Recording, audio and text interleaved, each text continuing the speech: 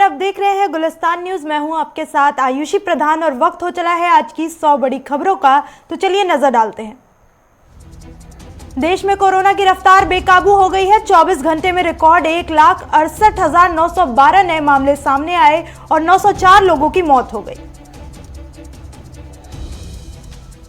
इसी के साथ देश में एक्टिव केस की संख्या 12,01,000 है, जबकि अब तक 1,70,179 लोगों की मौत हो चुकी है। अकेले महाराष्ट्र में पिछले 24 घंटे में कोरोना के 63,294 नए केस सामने आए हैं। वहीं 349 लोगों की जान चली गई है।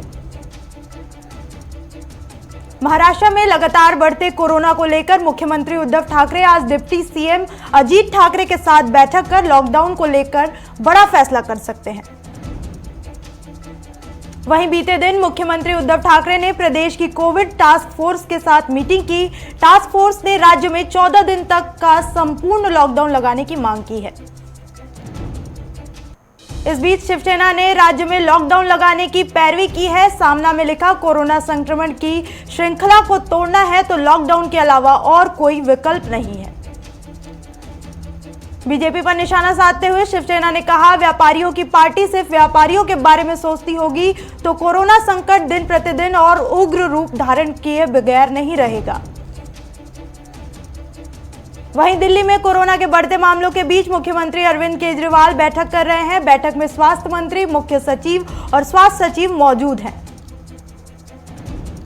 बता दें कि राजधानी दिल्ली में बीते दिन कोरोना के रिकॉर्ड 10,774 नए मामले सामने आए हैं, जबकि 48 लोगों की जान चली गई है।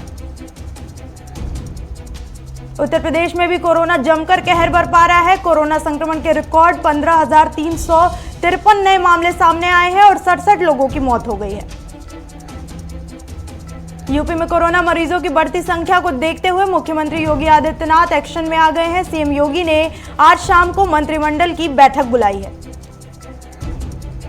बैठक में कोरोना से निपटने के लिए कई बड़े फैसले लिए जा सकते हैं। मंत्रिमंडल की बैठक के अलावा मुख्यमंत्री अधिकारियों के साथ भी बैठक करेंगे। मुख्यमंत्री योगी आदित्यनाथ ने राजधानी लखनऊ के कंटेनमेंट जोन के सभी घरों में सैनिटाइजेशन करने के आदेश दिए हैं। सुप्रीम कोर्ट में भी कोरोना ने दस्तक दे दी है। सुप्रीम कोर्ट के 50% से अधिक कर्मचारी कोरोना की चपेट में आ गए हैं। कोरोना के बढ़ते खतरे को देखते हुए अब सुप्रीम कोर्ट के सभी जज वीडियो कॉन्फ्रेंसिंग के जरिए अपने निवास से ही सुनवाई करेंगे। केंद्रीय मंत्री डॉक्टर संजीव बालियान कोरोना की चपेट में आ गए हैं। उन्होंने ट्वीट कर खुद के कोरोना संक्रमित होने की जानकारी दी है। मुंबई के 62 निजी अस्पतालों में एक बार फिर टीकाकरण अभियान शुरू हो गया है। बता दें कि वैक्सीन की कमी की वजह से टीकाकरण अभियान पर रोक लगा दी गई थी। टीका उत्सव के बीच उड़ीसा में कोरोना वैक्सीन की कमी के चलते करीब 900 वैक्सीनेशन सेंटरों को बंद कर दिया गया है। देश में अब तक 10,15,95,147 लोगों को कोरोना की वैक्सीन लगाई जा चुकी है। कोरोना के बढ़ते मामलों के बीच देश को जल्द ही 5 और नई वैक्सीन मिल सकती है। एक वैक्सीन को तो अगले 10 दिन में मंजूरी मिलने की संभावना है। कांग्रेस नेता राहुल गांधी ने ट्वीट कर कहा कि कोरोना वैक्सीन सबको लगाई जाए, सबको सुरक्षित जीवन जीने का हक है। लॉकडाउन पर एआईएमआईएम के अध्यक्ष असदुद्दीन ओवैसी ने कहा, उम्मीद है कि पीएम मोदी ने मार्च 2020 में जो गलती की थी वह इस साल नहीं दोहराई जाएगी। ओवैसी ने दावा किया है, पिछले साल मार्च में देशव्यापी लॉकडाउन की घोषणा के चलते 10 करोड़ गरीबों को अपनी नौकरी गंवानी पड़ी। गुजरात में कोविड-19 के मामलों में तेजी को देखते हुए रविवार को राज्य के कॉलेजों को 30 अप्रैल तक बंद करने का निर्देश दिया गया है। देश में कोविड के बढ़ते मामलों के बीच केंद्र ने रेमडेसिविर इंजेक्शन और remdesivir active formula cuticle ingredients के एक्सपर्ट्स पर प्रतिबंध लगाने की घोषणा की है। कोरोना के बीच हरिद्वार महाकुंभ में आज दूसरा शाही स्नान चल रहा है। शाही स्नान के तमाम अखाड़ों के साधु संत आस्था की डुबकी लगा रहे हैं।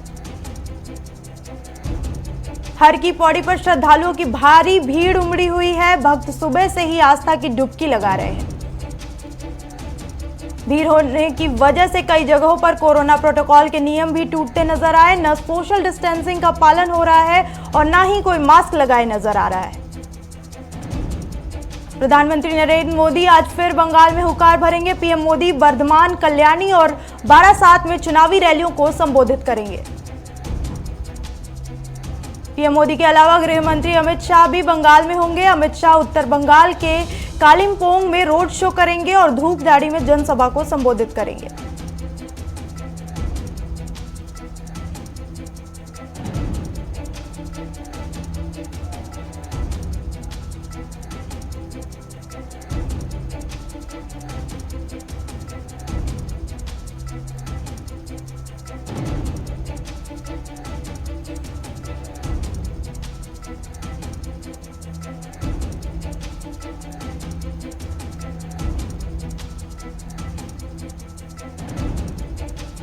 वहीं पश्चिम बंगाल की मुख्यमंत्री ममता बनर्जी भी आज 4 रैलियों को संबोधित करेंगी। ममता नॉर्थ 24 परगना और नदिया में जनसभा करेंगी। बंगाल बीजेपी के प्रदेश अध्यक्ष दिलीप घोष ने विवादित बयान दिया है। दिलीप घोष ने कहा कि शरारती लड़के नहीं माने तो कूच बिहार जैसी हिंसा और हो सकती है। दिलीप घोष के कूच बिहार वाले बयान को लेकर तृणमूल कांग्रेस ने चुनाव आयोग से शिकायत की। दिलीप घोष पर आपराधिक मामला दर्ज करने की मांग की है। हरियाणा के गृह मंत्री अनिल विज ने केंद्रीय कृषि मंत्री नरेंद्र सिंह तोमर को पत्र लिखकर अनुरोध किया है कि सरकार कृषि कानूनों पर किसानों से फिर से बातचीत शुरू करे। कृषि कानूनों के खिलाफ प्रदर्शन कर रहे किसानों के आंदोलन का आज 137वां दिन है। किसान कृषि कानूनों को रद्द कराने की मांग पर अड़े हुए हैं। सुशील चंद्रा देश के नए मुख्य निर्वाचन आयुक्त होंगे। सुशील चंद्रा 13 अप्रैल को मुख्य निर्वाचन आयुक्त का पदभार संभालेंगे। झारखंड के चाईबासा में सीआरपीएफ ने सर्च अभियान चलाकर 10 किलो का केन बरामद किया गया है, जिसे बम निरोधक दस्तों ने नष्ट कर दिया गया। झारखंड पुलिस को बड़ी कामयाबी मिली है। पुलिस ने बहुचर्चित चिलखारी नरसंहार में आरोपी नक्सली कोल्हा यादव को गिरफ्तार कर लिया है। मौसम विभाग ने मध्य प्रदेश, तेलंगाना, छत्तीसगढ़ समेत कई राज्यों में अगले 4 से 5 दिन में आंधी तूफान के साथ तेज बारिश होने की संभावना जताई है। वहीं दिल्ली वासियों को 16 अप्रैल के बाद गर्मी से कुछ राहत मिल सकती है। मौसम विभाग के अनुसार अगले हफ्ते दिल्ली के कुछ इलाकों में हल्की बारिश हो सकती है। राजस्थान के बारां में मामूली कहासुनी को लेकर 2 समुदाय आपस में भिड़ गए। दोनों तरफ से जमकर पत्थरबाजी हुई। पुलिस फोर्स को मौके पर बुलाया गया। पंजाब के संगरूर में एक महिला और पुरुष की डेड बॉडीज बरामद हुई। पारिवारिक सदस्यों से डेड बॉडीज की शिनाख्त करवा पुलिस ने कार्रवाई शुरू कर दी है। राजस्थान के ओसिया में पर्यटक फिर से डेजर्ट सफारी का लुत्फ उठाने लगे हैं। एक बार फिर सैलानियों की रौनक देखने को मिल रही है। कर्नाटक के तुमकुर में नाइट कर्फ्यू के बावजूद सड़कों पर लोगों की हलचल नजर आई। पुलिस प्रशासन के हरकत में आने के बाद लोगों ने घूमना बंद कर दिया।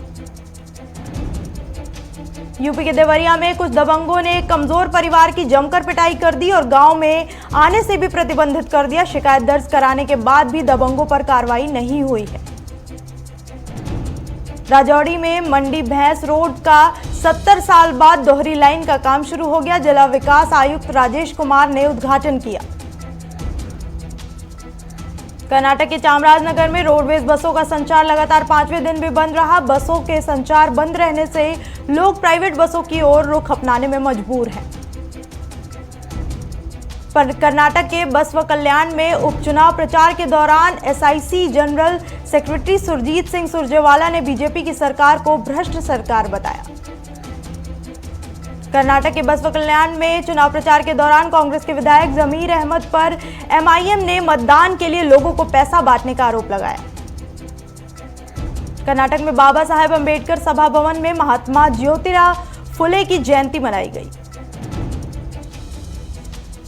कर्नाटक के बेलगाम में उपचुनाव प्रचार के दौरान बीजेपी के अरुण सिंह ने सतीश जारकिहोली को इतिहास का ज्ञान नहीं होने की बात कही। मुजफ्फरनगर में नाइट कर्फ्यू के दूसरे दिन पुलिस की सख्ती का असर दिखा। 9 बजते ही सड़कों पर पुलिस सख्त दिखाई दी। यूपी के अमेठी में ड्यूटी के दौरान एक जवान की गोली लगने से मौत हो गई। सेना के अधिकारियों के मुताबिक जवान ने गोली मारकर आत्महत्या की। यूपी के बलरामपुर में एक महिला के साथ हुए सामूहिक दुष्कर्म के मामले में महिला की शिकायत पर एसपी हेमंत कुटियाल ने कहा, जो दोषी पाए जाएंगे उनके खिलाफ सख्त से सख्त कार्रवाई की जाएगी।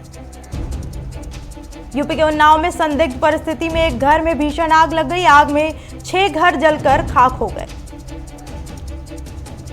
अयोध्या में कोरोना संक्रमण के टेस्ट मोबाइल टीम बिना फेस शील्ड और किट के लोगों की जांच कर रही है। साथ ही जांच में यूज किट को भी सार्वजनिक रूप से सड़क पर फेंक रहे हैं। पंजाब में कोरोना के बढ़ते मामलों को देखते हुए पंजाब सरकार ने रात का कर्फ्यू लगा दिया है, लेकिन इसके बावजूद अक्सर लोग नाइट कर्फ्यू का उल्लंघन करते देखे गए हैं। यूपी के उन्नाव में लेदर फैक्ट्री में भीषण आग लग गई। बता दें कि हादसे में लाखों का सामान जलकर खाक हो गया। मौके पर पहुंची फायर ब्रिगेड आग बुझाने में जुटी है। यूपी के मुजफ्फरनगर में जिलाधिकारी सेल्वा कुमारी ने ई रिक्शा चालकों को मास्क बांटे और साथ ही अपील कर कहा कि हाथों को सैनिटाइज करें, मास्क हमेशा लगा कर रखें।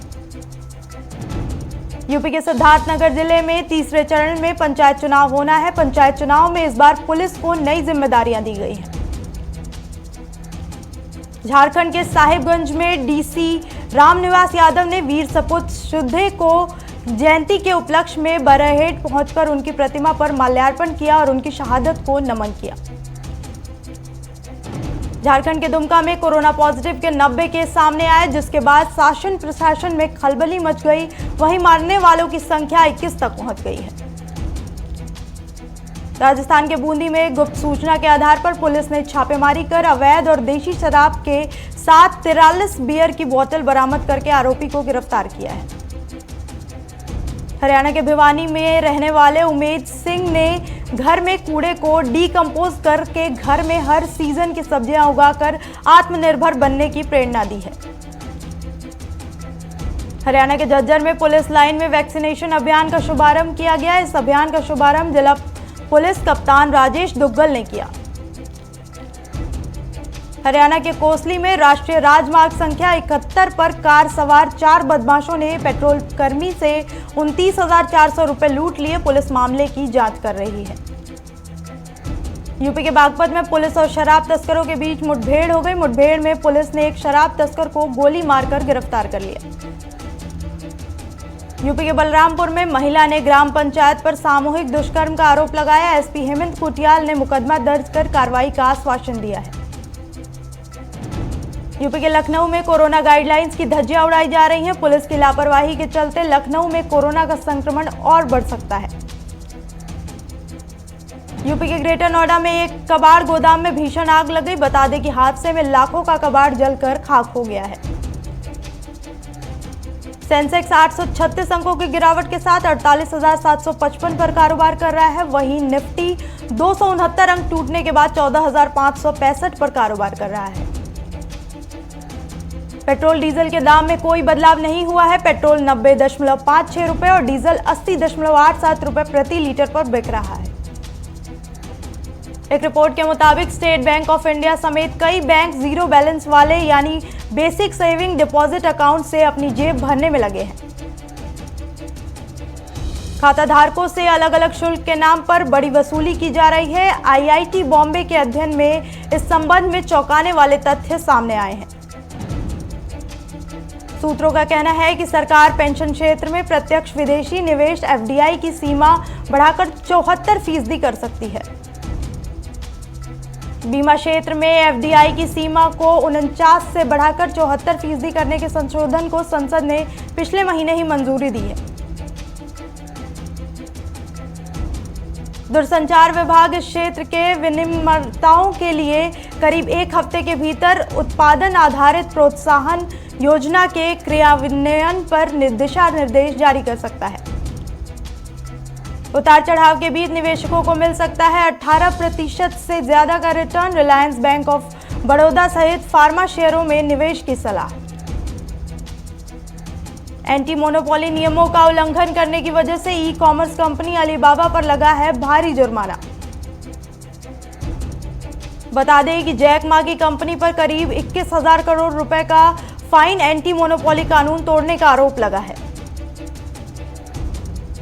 दुनिया में अब तक 13.6 करोड़ से ज्यादा लोग कोरोना की चपेट में आ चुके हैं। इनमें 29.4 लाख मरीजों की मौत हो चुकी है।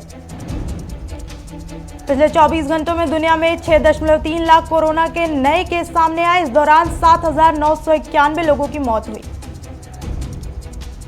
बीते दिन 24 घंटे में दुनिया में कोरोना से हुई मौतों में सबसे ज्यादा मौतें ब्राजील में हुई। यहां 1,824 लोगों की जानें गई। कोरोना के चलते ईरान ने भी लॉकडाउन का ऐलान कर दिया है। लॉकडाउन के दौरान ईरान में सभी स्कूल, कॉलेज, बिजनेस कंपनियां और दफ्तर बंद रहेंगे। तुर्की में भी कोरोना अपना कहर बरपा रहा है। यहां पिछले 5 दिनों में 50,000 से ज्यादा संक्रमित मिले हैं। अमेरिका के पूर्व राष्ट्रपति डोनाल्ड ट्रंप ने समर्थकों के बीच अपनी भूमिका को किंग मेकर के रूप में पेश किया। उन्होंने कहा वह 2022 में सीनेट के होने वाले चुनाव में रिपब्लिकन्स को जीत दिलाएंगे। इंग्लैंड में इटालियन मूल का एक व्यक्ति भारत भवन मंदिर को बचाने की जंग लड़ रहा है। मंदिर कैम्ब्रिज में रहने वाले 5,000 हिंदुओं के लिए एकमात्र पूजा स्थल है। ब्राजील दुनिया का पहला देश है जो 7 अजूबों में शामिल किसी प्रतिमा से भी ऊंची प्रतिमा बना रहा है। ब्राजील के एनकॉन्टेडो जिले में जीसस क्राइस्ट की 43 मीटर ऊंची प्रतिमा बनाई जा रही है। ईरान के नतांजे स्थित अंडरग्राउंड न्यूक्लियर फैसिलिटी साइट पर हुए ब्लैकआउट की समस्या आने को nuclear program chief Ali Akbar Salehi ने आतंकवादी घटना करार किया है। अमेरिका में स्थित मिनेसोटा में एक शख्स को पुलिस द्वारा गोली मारने की खबर सामने आई है। पीड़ित परिवार का कहना है कि उनके 20 वर्षीय बेटे को मिनेसोटा पुलिस ने गोली मारी है। इरफान खान और ऋषि कपूर दोनों अभिनेता बॉलीवुड के शानदार कलाकारों में से एक थे, लेकिन बीते साल इन दोनों का निधन हो गया था। ऐसे में बाफ्टा ने इमरान खान और ऋषि कपूर को श्रद्धांजलि दी है। बाफ्टा अवार्ड्स के लिए एंथोनी को द फायर के लिए सर्वश्रेष्ठ अभिनेता का अवार्ड मिला है, तो वहीं बेस्ट फिल्म का अवार्ड नामलैंड ने अपने नाम किया है। करिश्मा कपूर की हमशक्ल हिना एक बार फिर चर्चा में आ गई है। हिना टिकटॉक पर काफी फेमस थी, लेकिन फिर टिकटॉक पर हाल ही में बैन लगा दिया गया था। हिना करिश्मा कपूर के गानों और डायलॉग्स पर अपनी वीडियो शेयर करती रहती हैं। हिना की शक्ल करिश्मा कपूर से इतनी मेल खाती है कि लोग उनकी फोटोज और वीडियोस देखकर हैरान रह जाते हैं। बॉलीवुड के दिग्गज गायक और famous music composer Bappi Lahiri corona से जंग जीतकर घर आ गए हैं। इस बात की जानकारी बप्पी दा ने खुद अपने सोशल मीडिया प्लेटफॉर्म से दी है। टीम इंडिया के सीनियर स्पिनर हरभजन सिंह ने आईपीएल 2021 में केकेआर के लिए डेब्यू किया और पहला मैच हैदराबाद के खिलाफ खेला। आईपीएल 2021 सनराइजर्स हैदराबाद के खिलाफ 10 रन से मिली जीत से कोलकाता नाइट राइडर्स के कप्तान इयोग मॉर्गन काफी संतुष्ट है। 188 रन के टारगेट के जवाब में सनराइजर्स को अच्छी शुरुआत की दरकार थी, लेकिन रिद्धिमान साहा और डेविड वार्नर की ओपनिंग जोड़ी फेल रही। आईपीएल 2021 सीजन का चौथा मैच पंजाब किंग्स और राजस्थान रॉयल के बीच मुंबई के वानखेड़े स्टेडियम में खेला जाएगा। यह मैच आज शाम 7:30 बजे शुरू होगा। राजस्थान ने पिछले सीजन में दोनों मैचों में पंजाब को हराया था। पंजाब की टीम इसी हार का बदला लेने के लिए मैदान पर उतरेगी। दोनों के बीच अब तक कुल 21 मैच हुए हैं। चलिए, इस बुलेटिन में इतना ही। देश और दुनिया से जुड़ी तमाम खबरों के लिए देखते रहिए गुलिस्तान न्यूज।